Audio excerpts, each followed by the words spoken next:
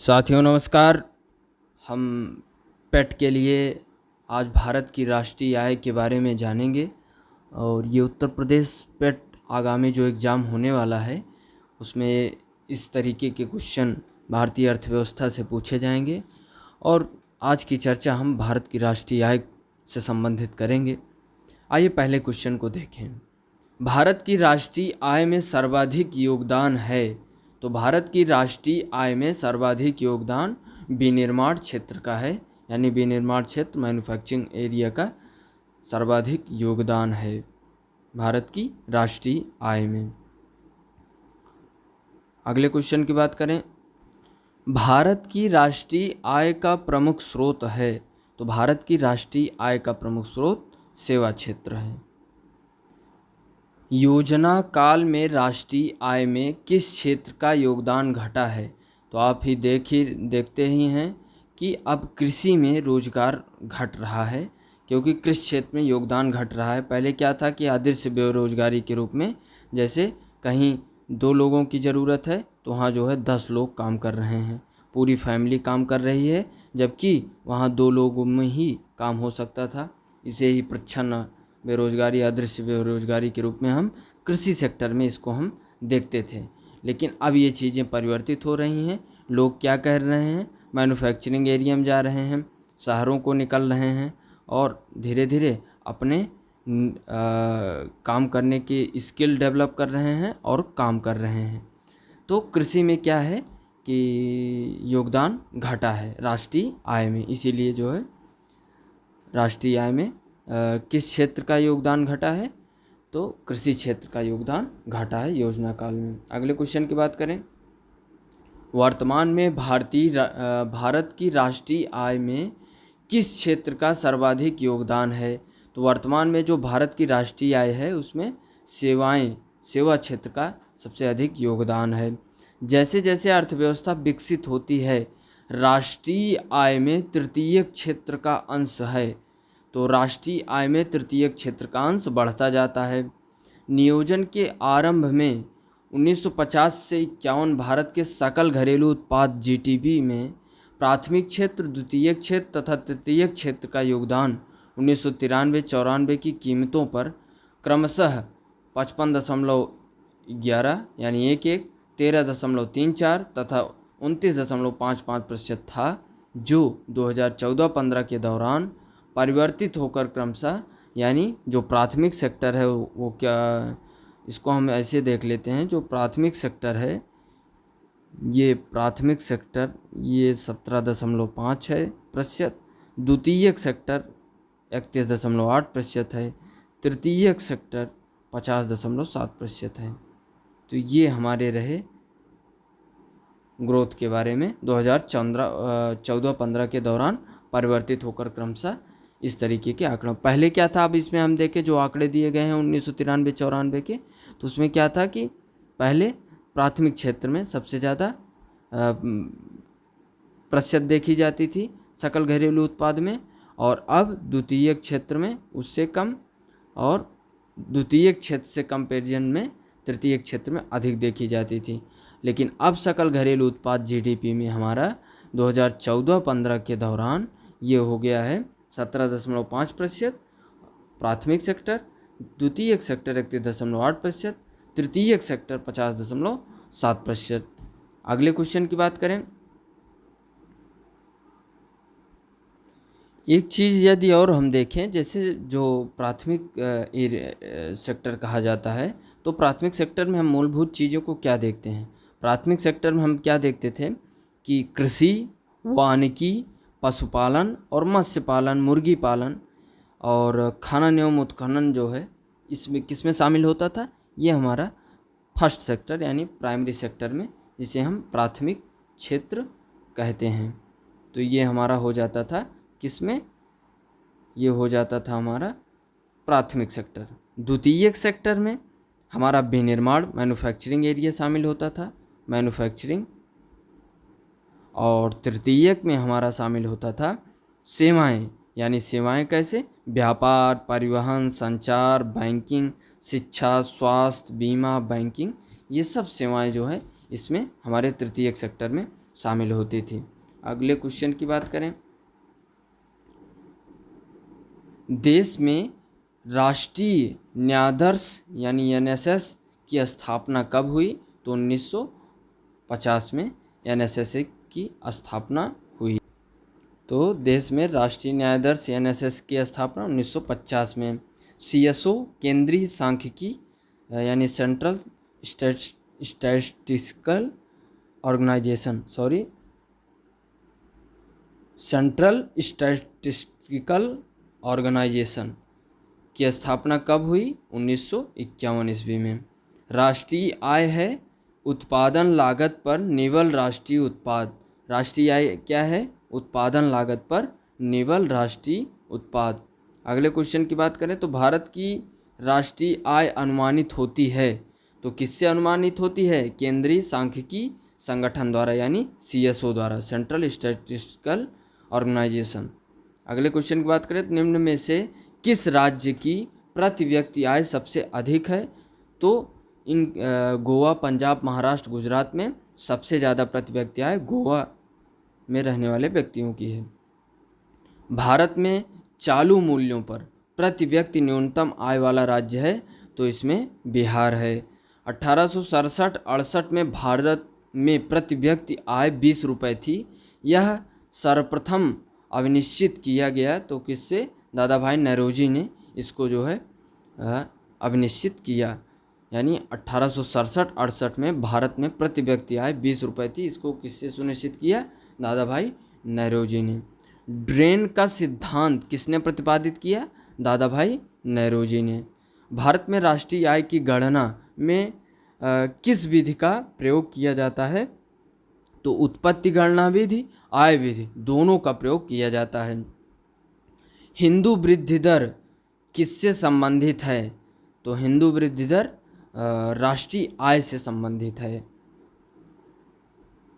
तो जो हिंदू वृद्धि दर है ये प्रोफेसर राजकृष्ण थे और 50 से 70 के दशक में इन्होंने निम्न आर्थिक वृद्धि के लिए हिंदू रेट ऑफ ग्रोथ शब्दावली जो है इसका इस्तेमाल किया था, जो आज भी लेखों में आमतौर पर मिलती है, तो वो राष्ट्रीय आय से संबंधित है। 1949 में गठित राष्ट्रीय आय समिति के अध्यक्ष कौन थे? तो पीसी महालनोबिस। 1949 में गठित राष्ट्रीय आय समिति के अध्यक्ष पीसी महालनोबिस। स्वतंत्रता पूर्व भारत की राष्ट्रीय आय के संबंध में किसने अनुमान लगाए थे? तो नौरोजी व सिराज ने अनुमान लगाया था स्वतंत्रता पूर्व भारत की राष्ट्रीय आय के संबंध में। स्वतंत्रता के पश्चात देश की राष्ट्रीय आय का अनुमान लगाने के लिए भारत ने राष्ट्रीय आय समिति की स्थापना कब की थी? तो 4 अगस्त 1949 को भारत ने राष्ट्रीय आय समिति की स्थापना की थी। अगले क्वेश्चन की बात करें, स्वतंत्रता के बाद की समयावधि के लिए राष्ट्रीय आय अनुमानों को किस श्रृंखला के अंतर्गत रखा गया था? तो परंपरागत श्रृंखला, पुनरीक्षित श्रृंखला, नवीन श्रृंखला। तीन में से सभी स्वतंत्रता के बाद समयावधि के लिए राष्ट्रीय आय अनुमानों के लिए के अंतर्गत रखा गया था। भारत में राष्ट्रीय आय की गणना किस आधार पर की जाती है? चालू मूल्यों के आधार पर, स्थिर मूल्यों के आधार पर। वर्तमान में राष्ट्रीय आय समांकों की गणना किस आधार वर्ष पर की जा रही है? तो 2004 और 5 के आधार पर। भारत में राष्ट्रीय आय की सही संगणना में आने वाली एक कठिनाई है अमौद्रिक क्षेत्र का अस्तित्व। ये कठिनाई है। भारत में राष्ट्रीय आय की सही संगणना में कौन सी समस्या सामने नहीं आती है? पर्याप्त एवं सही सांख्यिकी विधियों की कमी। भारत में सर्वप्रथम राष्ट्रीय आय का किसने आकलन किया था? तो दादा भाई नौरोजी ने। दादा भाई नौरोजी ने अपने धन का पलायन सिद्धांत किस पुस्तक में वर्णन किया? तो poverty and un British rule in India. Bharat की राष्ट्रीय आय में सर्वाधिक योगदान किसका है? तृतीय क्षेत्र का यानी सेवा क्षेत्र। भारत की राष्ट्रीय आय में किस क्षेत्र का सबसे कम योगदान है? तो प्राथमिक क्षेत्र। भारत में राष्ट्रीय आय की गणना निम्नलिखित में से किसके द्वारा की जाती है? सीएसओ के द्वारा, सेंट्रल स्टैटिस्टिकल ऑर्गेनाइजेशन। किसी देश की आर्थिक वृद्धि की सर्वाधिक उपयुक्त माप? तो सर्वाधिक उपयुक्त माप जीडीपी के आधार पर की जाती है।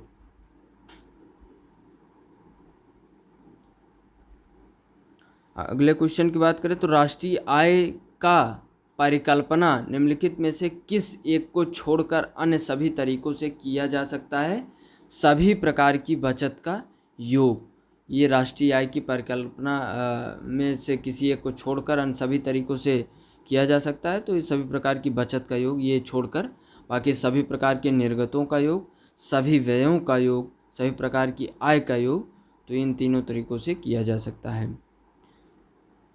निम्नलिखित में से किसको राष्ट्रीय आय में शामिल नहीं किया जाता? तो लॉटरी जीतना ये राष्ट्रीय आय में शामिल नहीं है। बाकी मालिक के कब्जे में मकानों का आरोपित किराया, नए पुलों के निर्माण पर किया गया सरकारी व्यय, किसी मकान की बिक्री के लिए एजेंट को दिया गया मशीन, ये सभी इसके अंतर्गत आएंगे, राष्ट्रीय आय में शामिल हैं। कौन सा शामिल नहीं? लॉटरी जीतना। प्रति व्यक्ति आय निकालने के लिए राष्ट्रीय आय को भाग दिया जाता है, तो देश की कुल जनसंख्या के द्वारा भाग दिया जाता है। भारत की राष्ट्रीय आय के बारे में कौन सा कथन सही है? संयुक्त रूप से कृषि और उद्योग की अपेक्षा सेवाओं का प्रतिशत हिस्सा अधिक है।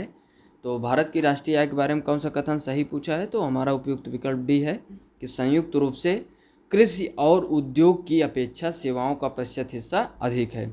अमीरों की तुलना में गरीब बचत करते हैं अपनी आय के अपेक्षाकृत छोटे हिस्से की। भारत के सकल घरेलू उत्पाद में नीचे दिए गए विभिन्न क्षेत्रों के योगदान का कौन सा एक सही ह्रासमान क्रम है? तो सेवा, उद्योग, उसके बाद कृषि। सबसे ज़्यादा ह्रास कहाँ हुआ है? कृषि। भारत में स्थिर मूल्यों पर सकल घरेलू उत्पाद जीडीपी के प्राकलन के लिए वर्तमान में आधार वर्ष 1999 से 2000 इसको आधार वर्ष माना जाता है। कौन सा क्षेत्र भारत के सकल घरेलू उत्पाद जीडीपी को सर्वाधिक योगदान देता है? तो तृतीय क्षेत्र। सकल घरेलू उत्पाद जीडीपी के बारे में निम्नलिखित कथनों पर विचार करना है। तो कौन सा कथन सही है? यह एक वर्ष में एक देश की सीमाओं के अंदर बनी सभी वस्तुओं एवं दी गई सेवाओं का बाजार मूल्य है। यह एक अनुबद्ध समय अवधि में देश के अंदर उत्पादित समस्त अंत्य वस्तुओं एवं सेवाओं के लिए कुल व्ययों के बराबर है। तो इसमें उपयुक्त विकल्प केवल एक हो जाएगा। मूल्यह्रास किसके बराबर है? तो सकल राष्ट्रीय उत्पाद निवल राष्ट्रीय उत्पाद के बराबर है। सॉरी, मूल्यह्रास किसके बराबर है? तो उपयुक्त विकल्प हमारा क्या हो जाएगा? ए। निम्नलिखित में से कौन सी राष्ट्रीय आय की मापन की विधि नहीं है? तो निवेश विधि मापन की विधि नहीं, बाकी मूल्यवर्धित विधि, आय विधि, व्यय विधि, ये राष्ट्रीय आय मापन की विधियां हैं। कौन सी पद्धति राष्ट्रीय आय आकलन की पद्धति नहीं है? मैट्रिक्स पद्धति राष्ट्रीय आय आकलन की पद्धति नहीं है, बाकी व्यय पद्धति, आय पद्धति, उत्पाद पद्धति, ये सब राष्ट्रीय आय आकलन की पद्धतियां हैं। राष्ट्रीय आय निकालने के लिए एनएनपी में से किसे घटाया जाता है? तो एनएनपी में से किसे घटाया जाता है? अप्रत्यक्ष कर को। यानी एनएनपी से तात्पर्य नेट नेशनल प्रोडक्ट में किसको घटाया जाता है राष्ट्रीय आय निकालने के लिए? तो अप्रत्यक्ष कर को। जीएनपी से एनएनपी निकालने के लिए निम्न में से किसको घटाया जाता है? तो जीएनपी से एनएनपी निकालने के लिए जीएनपी में से ह्रास को घटा दें तो एनएनपी हमें प्राप्त हो जाती है। अगले क्वेश्चन की बात करें, सकल राष्ट्रीय उत्पाद में से जब मूल्यह्रास घटा दिया जाता है तो क्या आ जाता है? नेशनल डोमेस्टिक प्रोडक्ट, यानी निवल राष्ट्रीय उत्पाद। किसी देश का निवल राष्ट्रीय उत्पाद यानी एनएनपी होती है तो सकल घरेलू उत्पाद में जब मूल्यह्रास को घटा दिया जाता है यानी जीएनपी में से मूल्यह्रास को घटा देते हैं तो हमारा क्या प्राप्त हो जाता है? एनएनपी प्राप्त हो जाता है।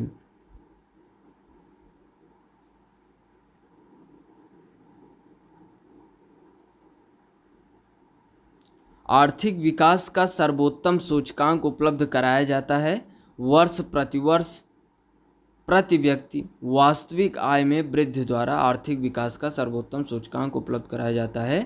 तो वर्ष प्रतिवर्ष प्रति व्यक्ति वास्तविक आय में वृद्धि द्वारा। अंतर्राष्ट्रीय समुद्र पानी में भारतीय मछुआरों द्वारा पकड़ी गई मछलियाँ निम्नलिखित में से किसकी जीडीपी का हिस्सा है? तो भारत की जीडीपी का हिस्सा है। आय विधि से राष्ट्रीय आय का आकलन करते समय निम्नलिखित में से किसको शामिल नहीं किया जाता है? अवितरित आय को शामिल नहीं किया जाता। राष्ट्रीय आय अनुमान की गणना करते समय निम्न में से किसको ध्यान में रखते हैं? किसको ध्यान में रखना अपेक्षित होता है? निर्यात मूल्य को जोड़ा जाना और आयात मूल्य को घटाया जाना, ये क्या रखता है? राष्ट्रीय आय अनुमान। सकल घरेलू उत्पाद इसका मुद्रा मूल्य है। तो एक वर्ष में उत्पादित सभी अंतिम वस्तुओं और सेवाओं का मूल्य क्या कहलाता है? सकल घरेलू उत्पाद। किसी राष्ट्र की आय यानी किसी राष्ट्र की राष्ट्रीय आय होती है तो उत्पादन कार्यों का योगफल किसी राष्ट्र की राष्ट्रीय आय होती है। व्यय विधि के माध्यम से जीएनपी की गणना में क्या शामिल नहीं किया जाता है? तो मूल्य ह्रास व्यय को शामिल नहीं किया जाता है। निम्न में से किस क्षेत्र में भारत में सकल राष्ट्रीय उत्पाद जीडीपी का सबसे बड़ा भाग प्राप्त होता है? तो सेवा क्षेत्र से जीडीपी का सबसे बड़ा भाग प्राप्त होता है। तो साथियों, ये रहा कुछ महत्वपूर्ण प्रश्न। आगे भी हम महत्वपूर्ण प्रश्नों को देखेंगे। बहुत बहुत धन्यवाद। जय हिंद।